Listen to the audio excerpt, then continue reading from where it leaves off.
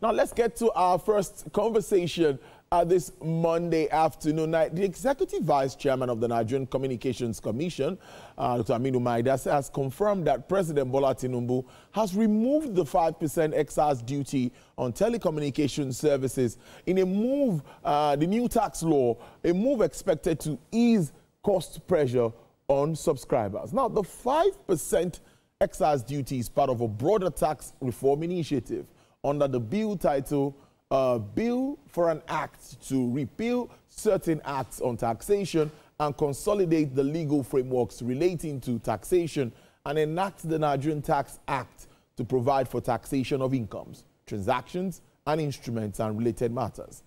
With Nigeria's telecom sector central to economic activities and digital inclusion, Dr. Maida says the removal of the duty would ease pressure on subscribers while supporting wider growth in the industry. These and other issues affecting the larger big business economy, ease of doing business initiative, the ongoing interventions of the federal government aimed at cushioning the effect of the fallout of major reforms, and updates on some private sector engagement with a Taiwo Edele-led committee.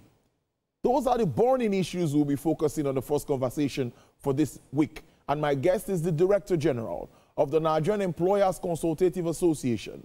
He's live in the studio, Mr. Adewale Smart Oyeride. Thank you so much, DG. It's good to start this week with you. Good afternoon, and thank you for having us once again. Yes. I think, taking it from my intro, we see a step one way or the other of government trying to cushion the effect of some of the fallout of these reforms. And one of it is what happened with this regards to removing that 5% duty on telecommunications and what that means for the entire sector. But tell us, what do you make of these interventions? How is it impacting the private sector players?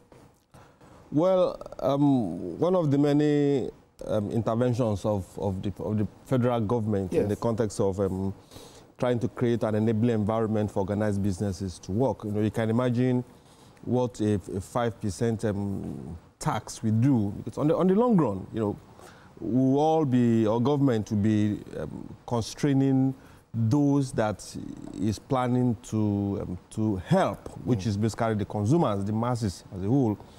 Because for every tax increase, for every increase in cost of doing business, for every increase in cost of raw materials, you know, it goes back to production.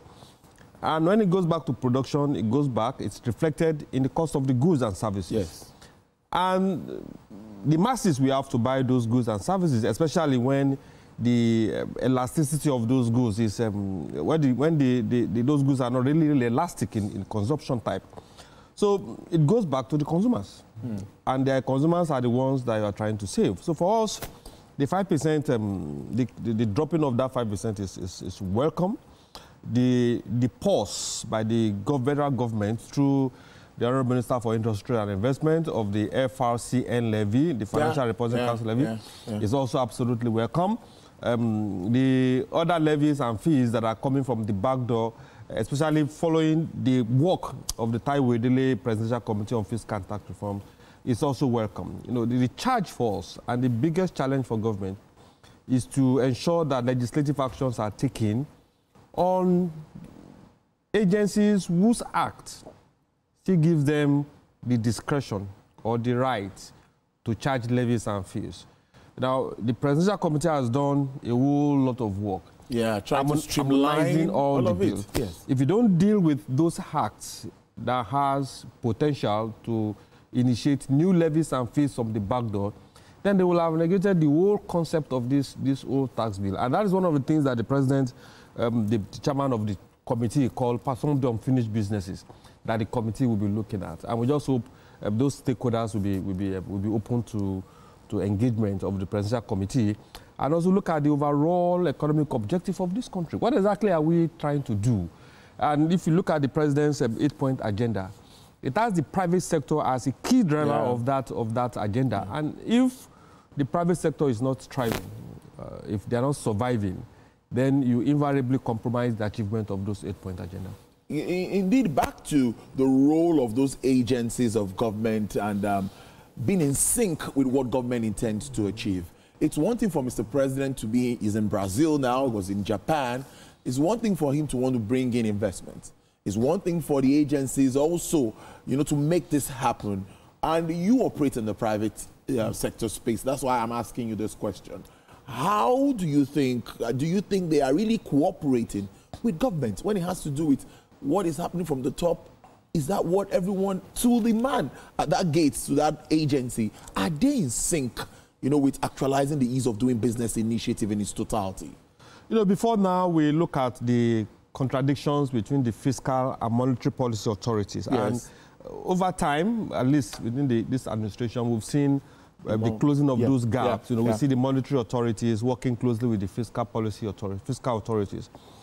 Now, the contradiction is taking a different shape, because you see the president is going around the world looking for, calling for FDI, while he can do a lot. But in the final analysis, this is what happens. The owners of the capital, after engaging with government, we call a local manufacturer, or we call another expert that has come here to invest. We call, how exactly is the ease of doing business? What is the regulatory environment looking like? What is the security looking like? What is the legislative environment looking like? What is the judiciary looking like? Because for an average investor, if you look at three things. One, is the regulatory environment conducive for me to operate? Yes. If there are cases, there are issues in court, is the judiciary independent enough for those cases to be adjudicated quickly? Is security, am I safe or not safe? Last week, the Chief of Defense Staff said the spike in security is probably because of elections that are coming.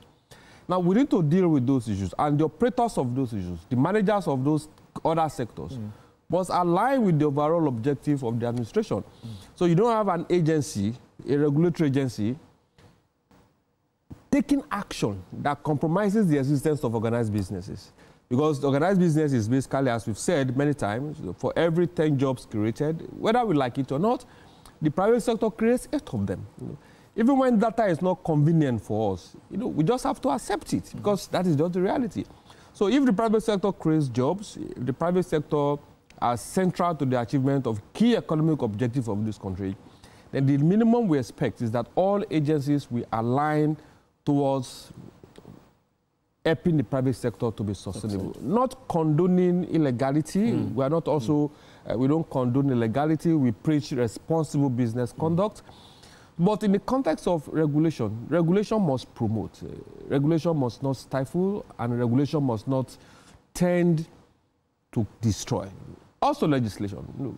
I think we should not be shy to look at the compendium of our laws and look, is this really serving the interests of the overall objective of this country? If it's not, we should not be shy to amend. We should not be shy to repeal, as they say in the military terms. We should not be shy to deal with those laws. On the long run, what matters is Nigerians are prosperous, businesses are thriving, GDP is growing, and the economy is booming.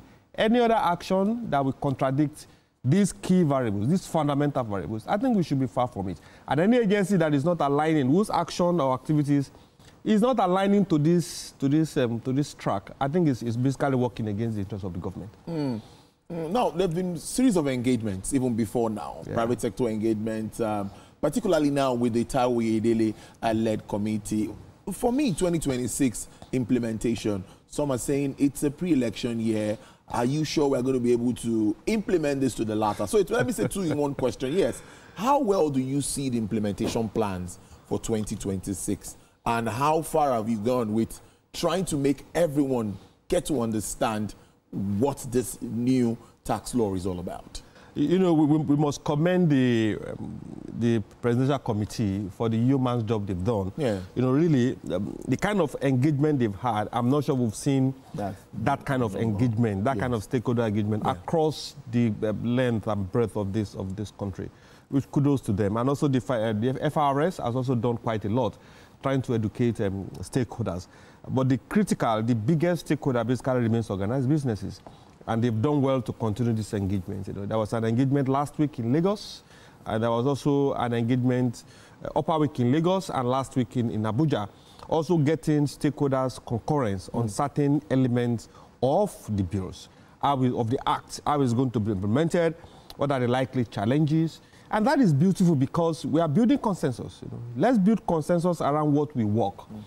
Let's build consensus around those areas that we think might be challenging, so that when we face those challenges, we know we are all in it together to make it work. And that's one of the beautiful things about the tax bill. Will it give us challenges? Are we going to face challenges in the implementation? Absolutely. Now, are we primed to make it work? Absolutely, we are primed. And those niches that we'll face in the context of implementation can always be resolved through stakeholder engagement and dialogue. Everybody has to be open-minded, and the committee has done very, very intense work in engaging stakeholders. So do we believe it's going to work? Yes, we believe it's going to work. Is January 1st a good time for us to start? There's no better time for us to start. So wait for January 1st.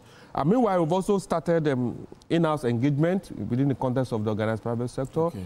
We'll also be having engagement with the committee and the FRS, both in Lagos again, in Ibadan, in Enugu, in Port Harcourt, so that within the context of the private sector itself, we are engaging within ourselves. So that those areas that we think there will be likely issues, we can quickly expose it to the committee, and then we all work towards a resolution. So far, so good. I think you're on the right track with the Tax Act. So you think everything is going to work as planned, as set to plan to work? Even if it doesn't work the way you plan, but your openness to engage at every point in time when you get to those... We'll definitely make things work. Now, let's talk stability, which everyone is talking about. The IMF has reported stability. WTO DG was in Nigeria, and she says, well, there's a bit of stability as we're moving on. What level of stability do we have among organized private sector now? Looking at 2 years, it's been, back and forth. You have to look at the whole issue holistically. Yeah. And you pick your rays of hope from certain areas and hoping that it will trickle to the other areas. At the macroeconomic level, yeah, we have witnessed some level of stability, very high stability. Naira rate is now stable between 1,005. The spike that we used to witness and the arbitrage that we saw in time past has stopped. The foreign reserve is also stable. The way it is. Those signals, shows that yes, something is working, and the expectation is that what is working at the macro level, within the shortest possible time, we trickle down to the micro level, because that is where it matters. That's where it matters. Exactly where it matters. That is it. We are hoping that the magic wand that is being brought to bear in the macro will also come to bear in the micro. While that is coming up, we also need the agencies, to be much more responsive. Response time should be quite faster. In the last 2 weeks, we've had issues with the BODOGU platform of customs, yes, that have created some level of delay within the concept of demurrage and all of them. Demurrage and all those. All those are the shocks that businesses that are actually coming out from years of losses, yes, that we really can't accommodate. And we've escalated to the CJ of Customs. I will believe strongly that they are working assiduously to deal with that. There are also conversations around new taxes, tax stamps, so many other minor taxes and levies that we had conversation is going on to introduce in 2026, which we believe will also contradict the effort of the Taiwo Presidential Committee. So for us, while we deal with the macro and we are trying to make it trickle down to the micro, then whatever we create unnecessary shock or whatever we compromise that trajectory of growth, I think the federal government should rein in those conversations so that it doesn't happen. Agencies that are still introducing levies, fees, and charges, I think we should have to deal with that. I was listening to a program yesterday, and someone said it was going to Delta State, and there are over 41 checkpoints. So even when we talk about food inflation or food scarcity, imagine a truck bringing food stuff from Delta to Lagos, and you have to pass through. Yeah, whatever way you pass through, but just pass through. You have to pass through 41 different checkpoints with whatever is coming out of you. It adds to the cost of the food, yes, which also trickles down to the consumer. On the long run, the consumer pays. And that is the most unfortunate thing. When we increase taxes, we increase levies, we increase fees, it goes back to the consumer because it feeds back to the cost of doing business. So we need to look at the whole concept holistically and see the private sector as the real engine that drives this economy. I think the perception of agencies, of ministry department will start changing when we look at it that way. Just last week, I think some days ago, there was a threat of a strike by the NLC. Yes, you also deal with employers, so I'd just like to bring it up to you. And I think it's run about there are issues with the NSITF or something about some deduction of some funds and all of that. So tell us more about that, because I am worried. ASU is declaring the strike or maybe a protest tomorrow, and they want to do something around, and now NLC is also threatening to go on a strike. But I think government has intervened, saying that this revenue deduction would be addressed and all. But tell us about it. I think the strike was, was about 3-4 issues that organized labor raised. The deduction from NSITF, yes, the amendment of the NSITF Act, the non-concern of PENCOM board. Oh, okay. That board has not been constituted. Yeah, it hasn't been constituted. And for us, we align absolutely with the objective of the strike. Why we might not align absolutely with the strike action itself, because employers don't go on strike. Yeah, why we might not align with the strike itself, but the objective, the overall objective of the strike, we absolutely align with it. The contribution to NSITF is employers' contribution. And it is specifically to take care of injury during and in the course of work. So it is not government revenue, as we call it. The contribution to ITF, Industrial Training Fund, is also not government revenue. It is aimed at reimbursing employers at least 50% of what they contributed after they must have satisfied the conditions of training. And as you know, the contribution to PENCOM is also not government revenue because it's deferred payment to workers that probably after retirement. So our view remains that they are not revenue for government, and government doesn't have any justification to deduct for whatever reason, even for revenue shortage reasons. You don't have the right to deduct from those revenue. And the issue of the NSITF Enabling Act, our view basically, and we share the view with organized labor, that the NSITF is not like any other agency. It is an agency whose existence is rooted in tripartism. Yeah. It's an agency whose existence is rooted in the context of social partners. The employers represented by NECA, organized labor represented by NLC, and government represented by the Ministry of Labor. And the current board, as you have it, has a very strong dose of government presence. The chairman is government appointed, the MD government appointed, 4 executive directors are government appointed, even though 2 executive directors is supposed to be one from NLC, one from private organized businesses. So government has dominated the board as it were. And we feel if there's going to be any amendment, it has to be driven by the tripartite. Just the same we have the labor law itself. The labor law, the whole gamut of law in labor law, of our labor laws, is driven by the tripartite. There are conventions of the ILO, there are recommendations of the ILO that guides these principles. And if we are operating in this ecosystem, the labor and industrial relations ecosystem, then our options of not aligning with those core conventions of the ILO is limited. It's just like Nigeria saying, yes, we are a sovereign country. So OPEC said we can only pull out 2 million barrels per day. And I say, look, I'm a sovereign country. I can pull out 10 million barrels per day. It doesn't work like that. So because we are bound by those conventions that we ratify, then the right thing have to be done. And come to think of it, the ILO requires us as a country to also report on an annual basis the implementation of all those conventions that we ratified. So we have shared our concern with relevant authorities, and we believe the right thing will be done. let's leave it at that. I must thank you so much, really, for starting the week with us. Thank you for having us anytime, Tulu. Mr. Adewale Smart Oyerinde. He is the Director General, the Nigerian Employers Consultative Association. Thank you so very much. Have a great week. Thank you, and you too.